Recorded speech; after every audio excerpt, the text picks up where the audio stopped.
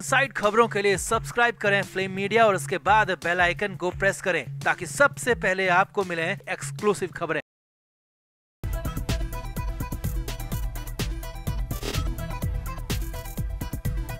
लोकसभा चुनाव की सरगर्मियां लगातार बढ़ रही हैं। पार्टियां अपने अपने कैंडिडेट घोषित कर रही हैं। महाराष्ट्र में अब तक इंतजार ही हो रहा था, लेकिन बीजेपी ने फाइनली अपनी दूसरी लिस्ट और महाराष्ट्र के लिए पहली लिस्ट जारी कर दी है। महाराष्ट्र में बीजेपी ने 20 नामों का ऐलान किया है, उम्मीदवारों की घोषणा की है। अब जैसे ही महाराष्ट्र के लिए बीजेपी के नाम और लिस्ट सामने आए तो उद्धव ठाकरे खेमे में खलबली मच गई और यहाँ तक खबर है कि उद्धव ठाकरे खुद सदमे में आ गए, क्योंकि उनकी आखिरी उम्मीद भी खत्म हो गई। अचानक अपनी पार्टी की बैठक बुला ली तो क्या हुआ मुंबई में उद्धव ठाकरे के खेमे में जब आई बीजेपी की लिस्ट, सब कुछ आपको बताते हैं, दिखाते हैं। आप भी वीडियो को शेयर करें और कमेंट बॉक्स में जरूर अपनी राय दें कि उद्धव ठाकरे के लिए ये कितना बड़ा झटका है कि बीजेपी उद्धव ठाकरे को मुंह ही नहीं लगा रही है। कमेंट जरूर करें।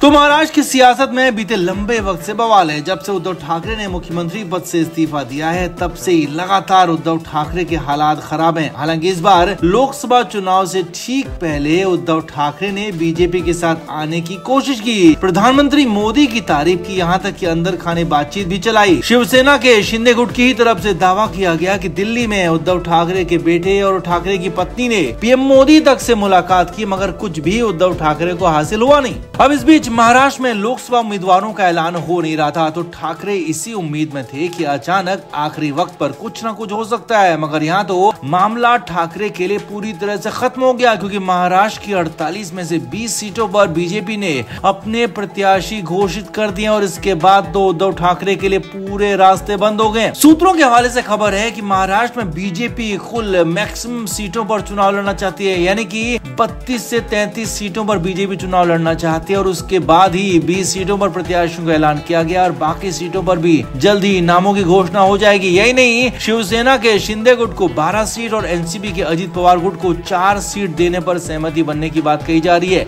और बाकी बची हुई सीटों पर बीजेपी ही लड़ेगी। यानी कि अब उद्धव ठाकरे के लिए बीजेपी और उनके गठबंधन में कोई स्कोप नहीं बचा है, कोई जगह नहीं बची है। उनके रास्ते पूरी तरह से बंद हो गए, खत्म हो गए और बीजेपी ने एक तरह से मान लिया है कि इस बार शिवसेना, शिंदे गुट और एनसीपी अजित पवार गुट के साथ ही वो मैदान में उतरेगी, चुनाव मैदान में जाएगी और इसीलिए अपनी पहली मेगा लिस्ट जारी कर दी और खबर है कि बहुत जल्द बीजेपी महाराष्ट्र के लिए दूसरी लिस्ट जारी करेगी, जिसमें मुंबई के कुछ नाम हो सकते हैं, बाकी सीटों पर नाम हो सकते हैं। अब बुधवार को जो बीजेपी की लिस्ट आई उसके बाद उद्धव ठाकरे खेमे में खासा बवाल मच गया। उद्धव ठाकरे बेहद ज्यादा परेशान हो गए। आनंद फानंद में देर शाम मुंबई में बैठक बुला ली। उद्धव ठाकरे ने अपने करीबी लोगों की मीटिंग बुलाई, जिसमें संजय राउत, उनके बेटे आदित्य ठाकरे भी मौजूद थे और खबर है कि इस मीटिंग में उद्धव ठाकरे बेहद ज्यादा परेशान नजर आए। उद्धव ठाकरे को संजय राउत और आदित्य ठाकरे ने काफी कुछ समझाने की कोशिश की, काफी कुछ समझाया, उसके बाद ही वो कुछ नॉर्मल हो सके। मीटिंग में सभी को कहा गया कि अब बीजेपी के साथ गठबंधन या फिर किसी भी तरह का चुनाव से पहले समझौता हो नहीं पाया है और हो भी नहीं सकता है, लिहाजा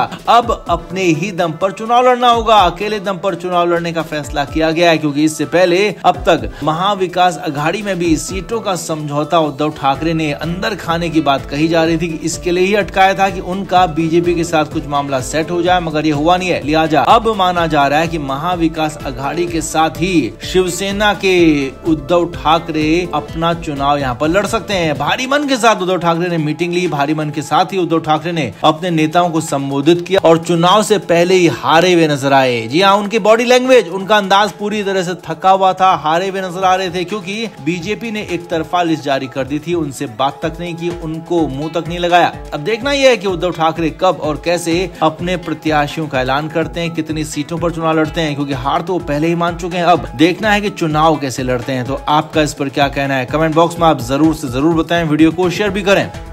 तो रविंद्र वायकर उद्धव ठाकरे के बेहद ज्यादा करीबी थे। बाला साहब ठाकरे के दौर से वो शिवसेना में शामिल थे, लेकिन अचानक ही रविंद्र वायकर ने पार्टी छोड़कर शिवसेना के शिंदे गुट में शामिल होने का फैसला कर लिया और ये सब कुछ अचानक तो हुआ, मगर इसकी स्क्रिप्ट कई दिनों से या कहें कि महीनों से लिखी जा रही थी। कई महीनों से ऐसी हलचल थी, दिनों से ऐसी हलचल थी और वही हलचल और अंदर की खबर हम आपको अब बताने जा रहे हैं। सूत्रों के हवाले से खबर है कि लंबे समय से रविंद्र वायकर के पास शिंदे गुट का ऑफर था कि उन्हें शिवसेना के शिंदे गुट में शामिल होने के लिए कहा जा रहा था। मगर रविंद्र वायकर उद्धव ठाकरे को लेकर, ठाकरे परिवार को लेकर बेहद ज्यादा लॉयल थे, प्रतिबद्ध थे और किसी भी कीमत पर उद्धव ठाकरे का, उनके परिवार का साथ छोड़ना नहीं चाहते थे। आगे देखिए, यही नहीं, इसके बाद केंद्र सरकार की जांच एजेंसियों ने भी रविंद्र वायकर के खिलाफ मोर्चा खोल दिया था। बीजेपी नेता किरीट सोमैया ने वायकर पर गंभीर आरोप लगाए थे और 5 स्टार होटल बनाने के लिए गलत तरीके से जमीन लेने के आरोप लगाए थे, जिसके बाद वायकर पर शिकंजा कसा गया। केंद्रीय जांच एजेंसियों ने उनके खिलाफ कार्रवाई की। वायकर पर दिल्ली से जबरदस्त प्रेशर डाला गया, मगर इसके बाद भी वायकर झुके नहीं, कोई कदम नहीं उठाया और उद्धव ठाकरे को छोड़कर कहीं नहीं गए। मगर कहानी असली बिगड़ी जो इसके बाद ही बिगड़ी।